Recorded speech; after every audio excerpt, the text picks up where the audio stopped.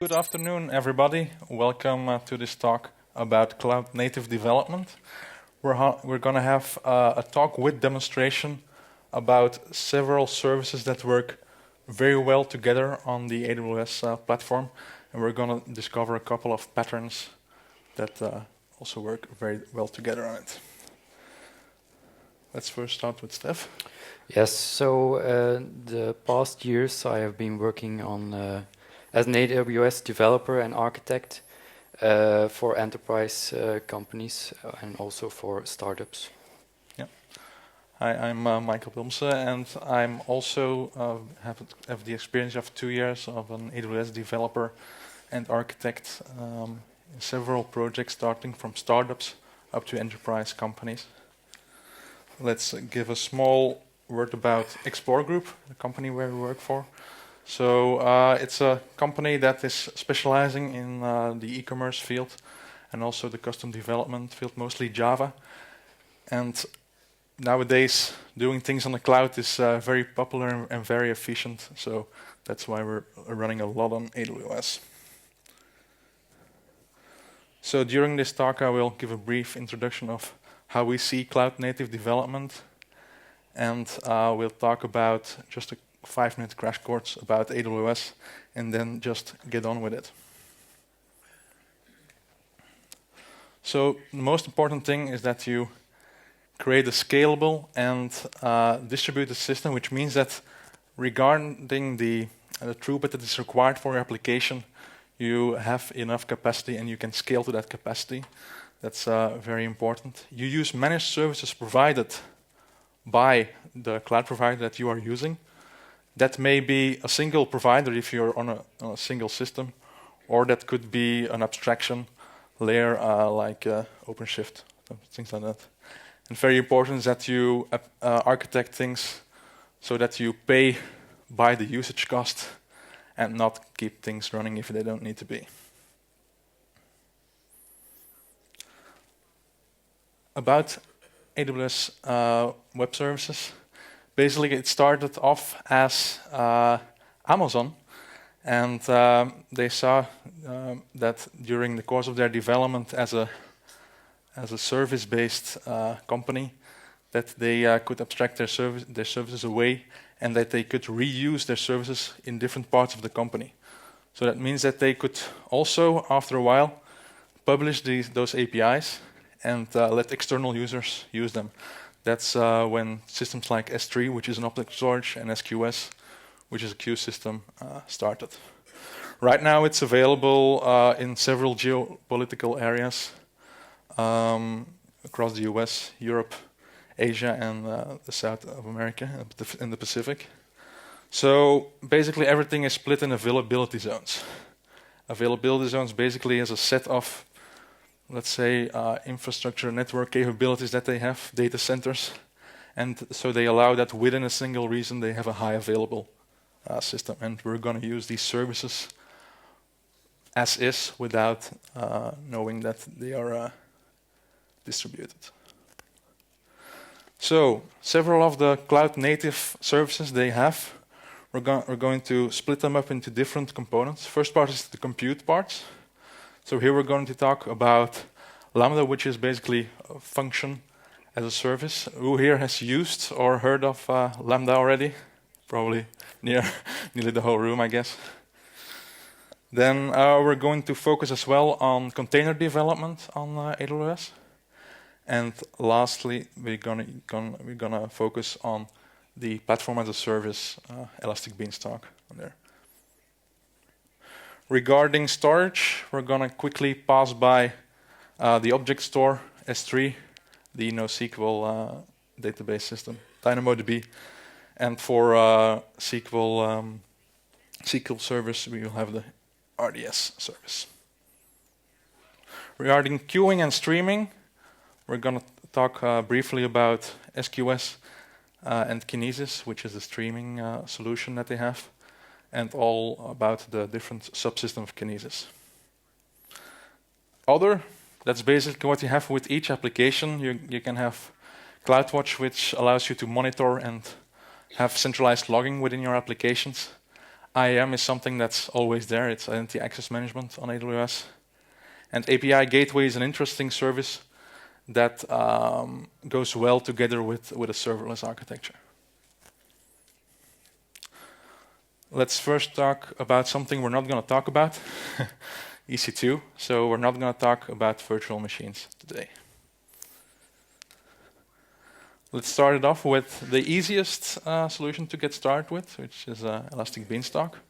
So basically from that solution, you get scaling on a single metric, a system to allow rolling updates and health checks. And since a couple of months, you can have immutable deployments on that system. So it allows you to set up basically a fleet of instances with a new version before changing back. So it's a very easy platform to deploy on. The other flavor of Elastic Beanstalk is a worker instance, which allows you to, by exposing an API, to handle queues, to handle a single queue. And the platforms that are available on Elastic Beanstalk basically range from Java itself, where you can easily run Spring Boot, for example, on it, and Tomcat, and a whole lot of other things, including Docker. I will give a brief demonstration about Elastic Beanstalk, just to show you how easy it is.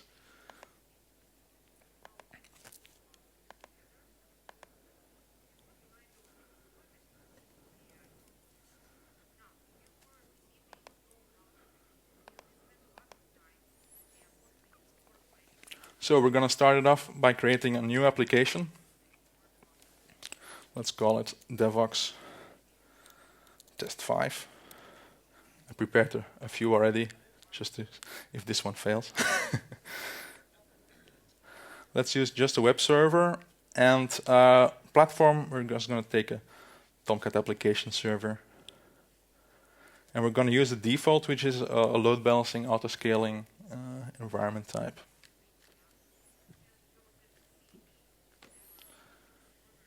You can then choose the binary that you have available already.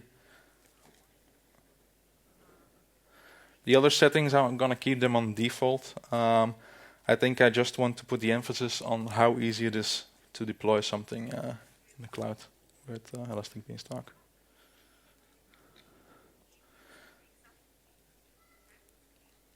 So, all right, we'll skip this.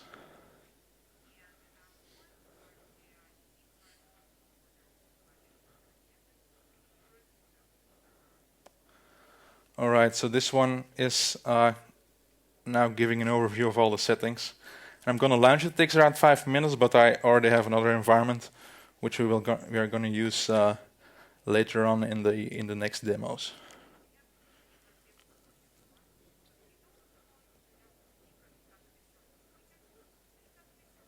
But just to give you an idea.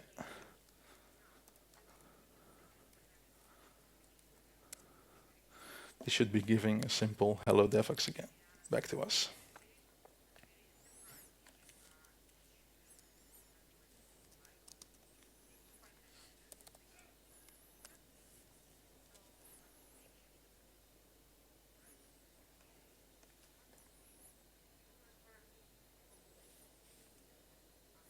All right, I'm now going to give the word to Stef about EC2 Container Service.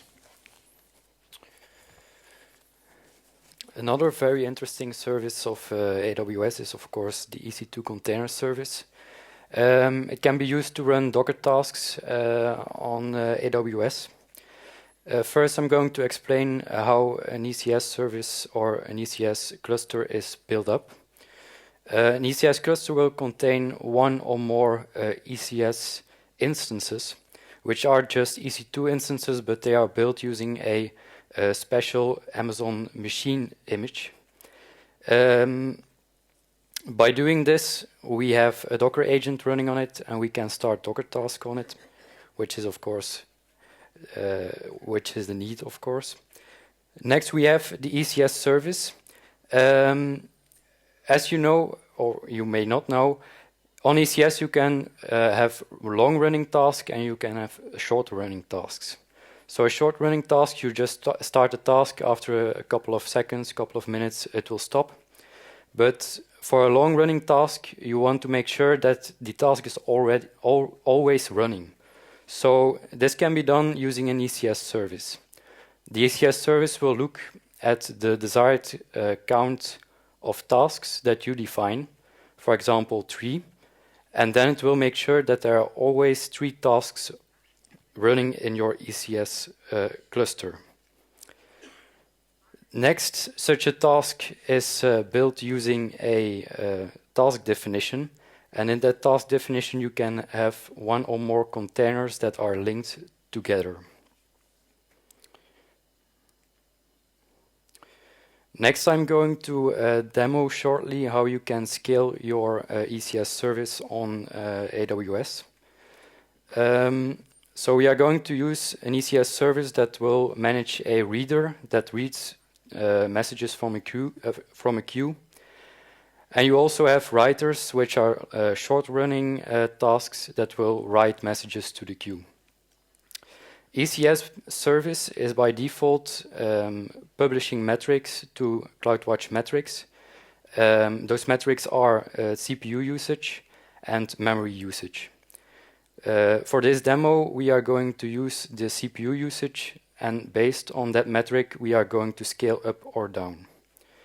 So you will see when multiple writers are added to the system, so the messages on the queue will come there will come more messages than one reader can process. You will see that gradually the ECS service will be scaled up and will start other readers to manage the amount of messages on the queue. So I'm going to show that right now.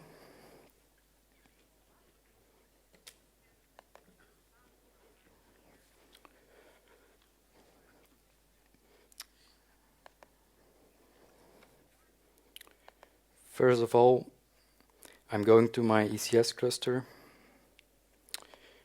and I'm going to just run some more tasks. Let's say 8 of them. Here you see that I need to define a task definition. So there's also, as you can see, we have multiple task definitions. One is an SQS reader, but now we are trying to launch SQS writers. So if I open this task definition, you can see I have multiple revisions of it, and I'm going to use the last one.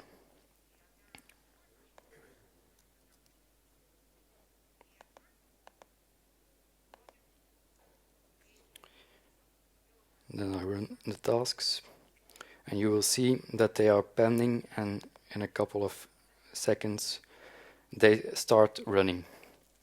So right now we have 8 tasks pushing messages to the SQS queue. And we will see that the ECS service, which can be found here, so it's the SQS reader service, it currently has a desired task of 1 and a running task of 1 also. If I dive into the ECS service, you can see that, for example, no load balancers or nothing else is configured. It just uses one task definition that defines the SQS reader task. So this is an example of a Docker task definition. You can see that you can define the amount of CPU units and the amount of memory that the task may use. Of course, an EC2 instance has a limited amount of CPU units and memory available. You will also see that the image that will be used to create this Docker task, the image will be retrieved from ECR, which is also a service on AWS. It's the EC2 Container Registry, and there you can host your Docker images. Another interesting thing we can see here is that we can define environment variables that our task will use.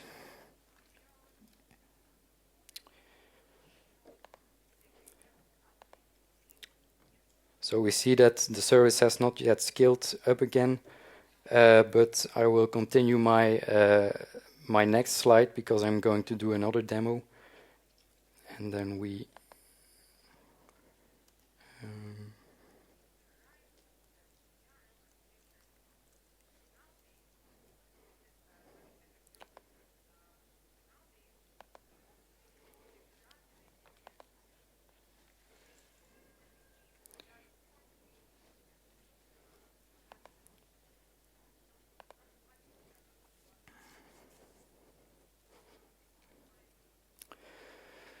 So next to running just tasks on AWS that check a queue or write to a queue, it's also possible to run APIs on ECS.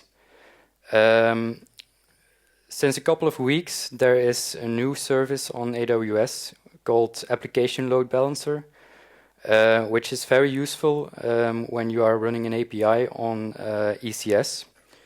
Before you had already an elastic load balancer, but the problem with that one was that it will always load balance to the same port of an EC2 instance. And of course, if you have two of the same kind, two APIs, like two product APIs on the same EC2 instance, that's not possible because they both try to use the same host port. With the application load balancer, this is different. In your task definition of your API, you can define a container port like 8080, but you don't define any host port. The host port will be set for you, and the application load balancer will load balance between those ports. This, of course, makes it very easy to scale a certain part of your API. And you do that by dividing them in target groups. So we have one target group for the user API and one target group for the product API. And this is also something I'm going to show. Let's first of all see if my previous demo has worked. So yes. Right now you can see for the SQS reader service, the desired count is on 2, so it's scaled up. And now 2 tasks are getting messages from the queue and processing them. Now for my API demo, I have 2 services defined. One is the product API service and one is the user API service. I'm going to start them right now. So the product API, I'm going to give 2 tasks. And the user API, I'm giving 1 task. What I did to show you that it's effectively load balancing is I defined a unique UUID per task. So if I now use the host or the domain name of the application load balancer,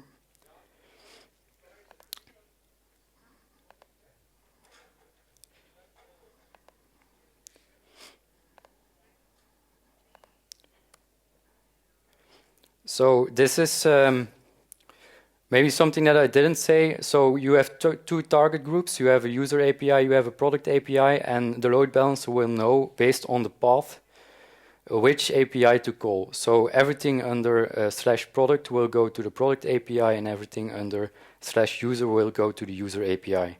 So in this case, we have a product API which we are using, and you can see that we have that we are load balancing between 2 Docker tasks because the UUID is changing between 2 tasks, 2 different UUIDs. If I do the same for the user API, you will see that the UUID will always be the same because there is only one task running for it.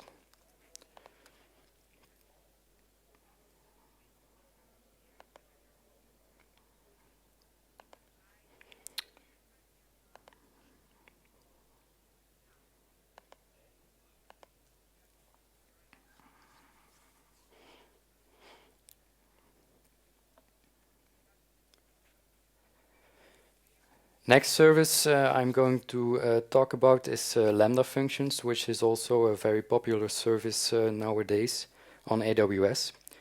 The Lambda service allows you to upload a small piece of code written in one of the supported languages, and that code will be executed based on an event, or you can trigger the code by yourself in another part of your application.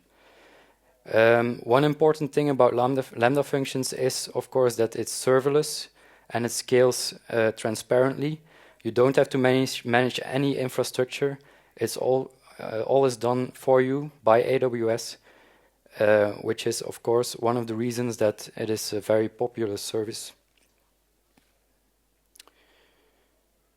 What you can configure in a Lambda function is the amount of memory that it will use, and based on that amount of memory, also the CPU power of the Lambda function will be calculated by AWS. To give an example about the pricing, so if you create a Lambda function in your account, it doesn't cost you anything. It's only when you start invoking the Lambda function that it will start costing you some money. The amount that you need to pay per invocation or per amount of time that the invocation lasts is dependent also on the amount of memory that you define in the configuration. I have an example written down here for 1 million calls to a Lambda function that take on average, when each invocation on average takes 1 second, then and you have the 512 megabytes of memory provisioned, it will cost you about $6.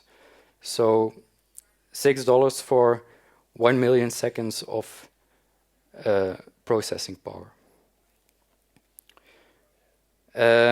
Which are the supported languages? You have Java 8, Python, Node.js. There are, of course, a couple of limits on AWS Lambda, being that you can only run a Lambda function for 5 minutes, and you have a limited amount of disk space that you can use. Next to the pricing and being serverless and event-driven, it's also a very popular service because it really easily integrates with other AWS services. And these services we will talk about in a few minutes. Maybe one thing that's not on the slide, but that's very interesting, is that you also can create a Lambda cron, which means that you can just give a cron expression, and, for example, the Lambda function will run every hour or every 24 hours. Also, I want to shortly show you how to write a Lambda function in Java. I don't know if it's if you can see it.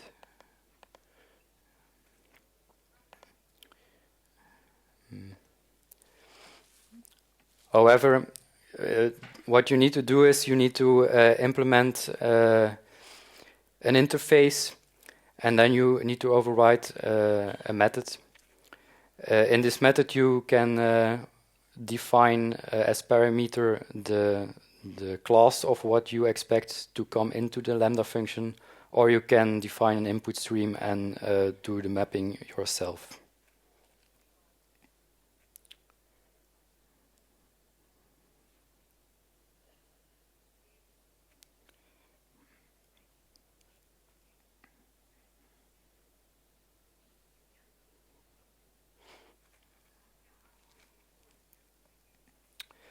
Next service is CloudWatch. So CloudWatch is used to do centralized logging and monitoring. The applications on AWS, they contain multiple servers, multiple Lambda functions, multiple Docker tasks, and it's really necessary to have centralized logging. You don't want to go to every server to pull the logs and to go through all the logs. So using CloudWatch, you have a centralized view on your logs, and you can also integrate CloudWatch with Lambda functions to index your log statements into, for example, an Elasticsearch service. That's, of course, very useful when you have, for example, different Lambda functions triggering each other indirectly, and you want to follow the whole flow of the data. Next is monitoring. There are a lot of services of AWS that by default are putting metrics to CloudWatch. Metrics like CPU usage, the number of messages on a queue, memory usage, and such. And for example, this is the image that we are showing are the metrics of AWS Lambda, which has the duration of the Lambda function and also the number of invocations. Next, we have the database services of AWS. DynamoDB is a NoSQL database created by AWS itself, so it's really created for the cloud. It's really scalable. It can scale to until infinity almost. And it's also almost completely schemaless. So you, of course, need to define, for example, a primary key to query your data. But the rest of your DynamoDB tables, it's all schemaless. Also, a nice thing about DynamoDB is that it's also infrastructureless. Actually, if you go to the AWS console, the only thing you see is tables. Another important and very useful feature of DynamoDB is DynamoDB streams. With DynamoDB streams, you can, for example, trigger a Lambda function when an item in DynamoDB has been updated, created, or deleted. This can be, for example, used to update your caches or something like that. Next, we have the relational database service of AWS. There are a couple of database engines supported by AWS, like an Oracle, Postgres, MySQL, MariaDB, and also SQL Server. RDS makes it very easy to set up a database which is highly available, which is easy to back up, and you have, of course, the replication over availability zones, which you also have with DynamoDB, of course. One of the database types I want to focus on a little bit more is Aurora. Aurora is again a database, a relational database that's created by AWS. Again, really made for the cloud, made to be scalable. And also because it is created by AWS, it also integrates with other AWS services, like, for instance, a Lambda function can be triggered from an Aurora database. Next to databases, you also have object storage on AWS, being simple storage service or S3. You can create files there of 1 byte up until 5 terabyte. S3, when you start using it, you have to define a bucket in which you can create a whole folder structure. One thing about the buckets is that a bucket needs to have a unique name globally. Another very interesting feature about S3 is that you can create a static website on S3. Michael is going to talk about that a little bit more, and we are also going to see a demo. Another thing which is can be compared to DynamoDB streams, but then for S3 called S3 events. You can also trigger a Lambda function when an object on S3 is updated, created, or deleted. One of the use cases for this is, for example, you write an image to your S3 bucket, then a Lambda function will resize the image and will write it to another folder or another bucket. And next, Michael is going to talk about SQS and kinesis. Thank you, Stef. Regarding queuing and streaming, the first one we're going to talk about is SQS, Simple Queue Service, which is one of the oldest services available on AWS. It's scalable without interference from your required, and it's easy to integrate with the Elastic Beanstalk worker instances mentioned earlier. So its features are that the retry is item-based. For every item you put on there, just like a classical queue, there is retry. It's compatible with JMS as well. So you can scale it by the amount of items on it, for example. Those metrics are available in CloudWatch. And due to being a queue system with getting single items, there's only one processor, of course, that can process a single item. When we're switching to Kinesis, which is a classic streaming solution, the retry is stream-based, so you basically get a point of that stream, and if your handling of that fails when using Lambda functions, the retry time is at that moment of the stream. When you're using other systems, such as Spark, you have to manage that time in the stream yourself, of course. The order in this case is important, and you have to choose hash keys for that. And multiple consumers are supported. Some more specific solutions that the Kinesis service provides, apart from Kinesis streams, is Kinesis Firehose. So basically, the AWS service exposes an API where you can send data to, for example, clickstream data from a website. And this data is put on S3 by configuring Kinesis Firehose so that it drops the data like every minute or every 50 megabytes. So that really helps when creating, let's say, an entry point for a continuous stream of data from multiple sources. It also scales transparently, so you don't have to manage that. Kinesis Analytics is a newer service that allows you to run queries on Kinesis streams. So you can aggregate the data within a specific time period, and you can just run SQL queries on the data.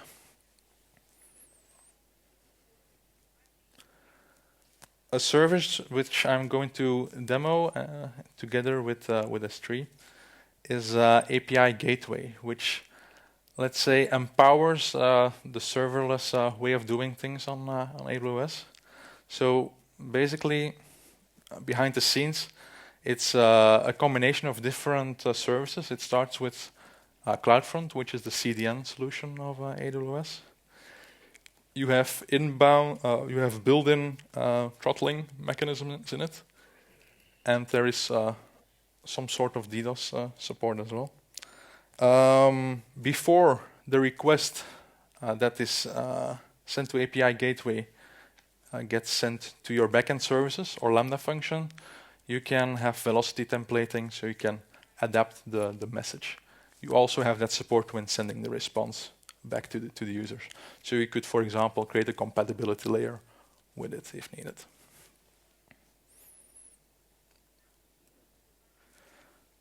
Just as a quick overview of what I'm going to demo next. So we're going to use S3 as a static website provider, and the few API calls that we have we are going to use API Gateway to route those requests either to Lambda functions directly or to an Elastic Beanstalk instance.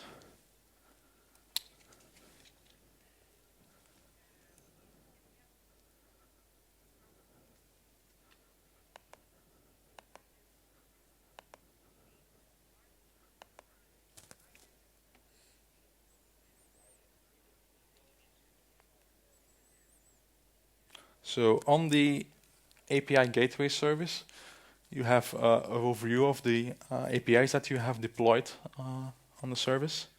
In this case, we'll take the Hello World service. Basically, the first view that you're going to use when configuring this application is you're going to have a resource view with a standard hierarchical path like any REST service. In this case, we're going to look a little bit deeper into the Elastic Beanstalk HTTP integration and the Lambda integration. So the first step is that you have to define a method. And in the integration request, you can get data from URL parameters, in this case, it. You can get query string parameters, you can get HTTP headers that are being sent through. And basically, in this case, what we're going to do, we're going to use an HTTP integration to send that request to the backend URL from our demo environment. So in this case, the request will be sent through as a whole, and it will be handled by Elastic Beanstalk, then returned to API Gateway, and then sent to the user. Now, this doesn't make too much sense when you're using Elastic Beanstalk because you're using infrastructure anyway. But when you're using Lambda functions, you can basically just have a Lambda integration, call a Lambda function, a specific Lambda function, and send the request based on the input parameters that you received originally. So in this case, we're going to build a JSON object with a parameter it based on the input parameter it, which will take either a header, a query parameter, or a path parameter automatically. Because most of these APIs are going to be called from browsers using a static website. The domain obviously is going to be different from the API domain. So you have the option to automatically generate a cross-origin resource sharing configuration for the method. And it will be configured as is, obviously with default settings. This configuration can then be deployed as a stage. In this case, we have the production stage. And every stage has specific settings that it can either be configured at the whole API level or for a specific endpoint. So one of the more interesting parts is that you can enable throttling with a specific amounts of requests per second. You can also set up this throttling for specific API keys that you grant to your end users. So you can have a built-in throttle mechanisms for specific users. Also built in is an SDK generation for Android, JavaScript, and iOS, which can be handy for rapid development. And very good integration for example, sending it to test tools. You can also generate a YAML Swagger file. Basically, it's just a standard Swagger file, except you have specific AWS X Amazon API Gateway integration configuration in there, which is basically an extension of the Swagger specification. But for the rest, it's just standard Swagger output. You have a small overview on the amount of API calls and the latency that you have there. And also you have metrics showing what latency you have between the integration, because one of the issues that you can have with Lambda functions, for example, is you have a cold start time that is especially visible with Java functions. So with Node.js and Python, you're looking at around 300 milliseconds for the cold boot. Java functions between 2, 3, up to 4 seconds if there's not too much dependencies in there. Now in this case, we're going to have a view of the S3 configuration now.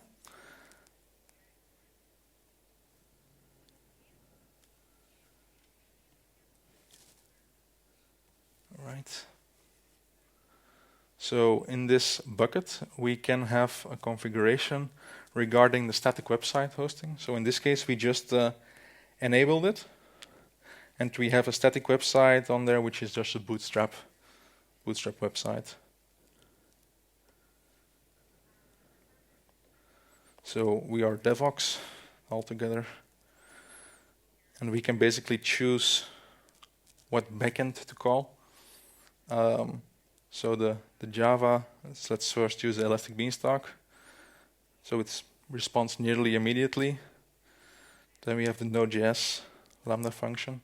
Takes a little bit longer. And then the Java function with takes around 2 seconds, let's say. So using this solution, you can create a static website and an API for it with not any server configuration that you have used. Of course, right now we did everything in the console, but typically you do use infrastructure automation tools to process this. For example, using API Gateway, you can also import the Swagger configuration back into the API Gateway configuration. So that means that you don't you can store everything in code. All right, I'm going to continue the presentation.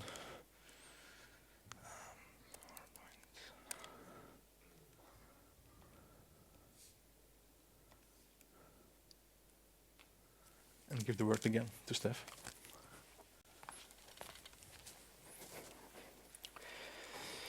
Next thing I want to talk about is infrastructure as code. So AWS has a service called CloudFormation, in which you can define for your environment all resources and all connections between those resources. You can define it in a YAML format or a JSON format. And it makes it really easy to set up new environments that are just like the previous environments, but also to tear down the environments and to update the environment. Of course, when you have an application on AWS, like we had one with over 500 resources, you really want to make your infrastructure as code. You don't want to set up 500 resources for a production system because you know that's going to fail. Other than CloudFormation, you also have other tools to create your infrastructure as code, like Terraform, or you can use a combination of Boto and Troposphere.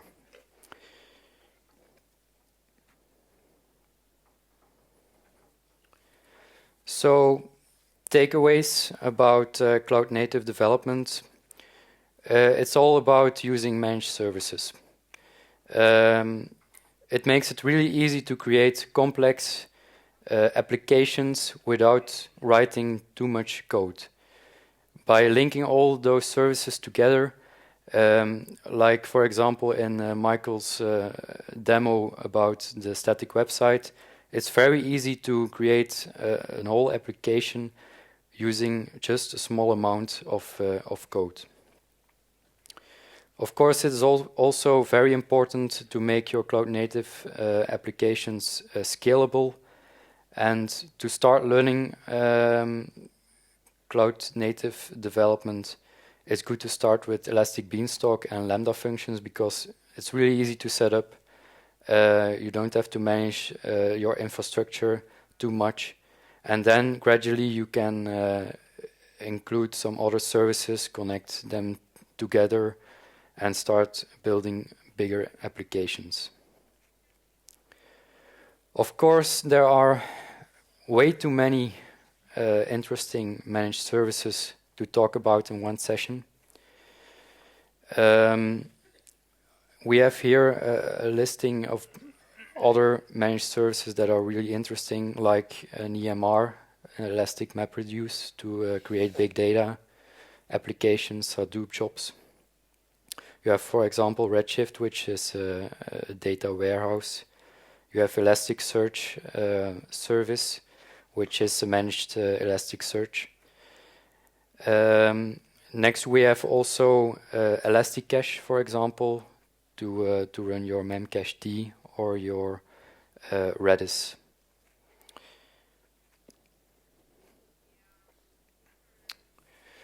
So, last slide. The code that we used in our demos is available on GitHub. If anyone is interested in how to build Lambda functions in Java, for example. Are there any questions? I know it was a really heavy talk, maybe for some of you. A lot of services, a lot of new things. So if you don't have any questions right now, later you can also reach out to us. Any questions now?